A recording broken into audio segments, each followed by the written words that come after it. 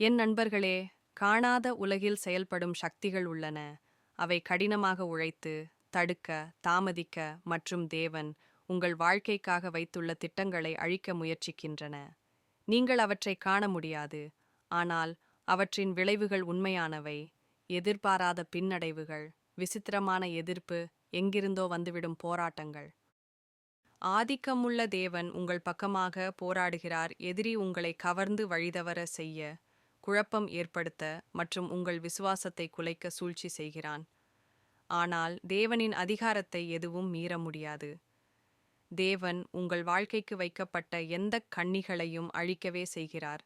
ஏசாயா 54:17 அறிவிக்கிறது. உங்கள் மீது ஆயுதம் வடிக்கப்படினாலும் அது வெற்றியடையாது.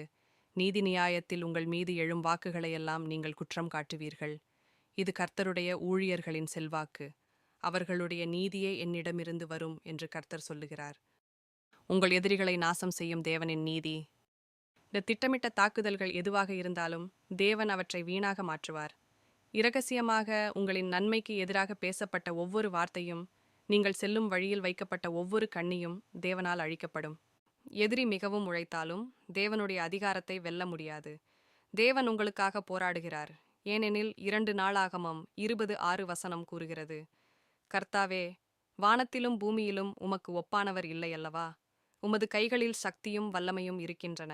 உமக்கு விரோதமாக நிற்கவல்லவன் யாருமில்லை. நீங்கள் எதிர்நோக்கும் தடைகள் தேவனால் வெல்லப்படும். நீங்கள் தேவனின் திட்டத்தில் நடக்கும்போது எதிரி அதை நோட்டம் எடுத்துக்கொள்வான்.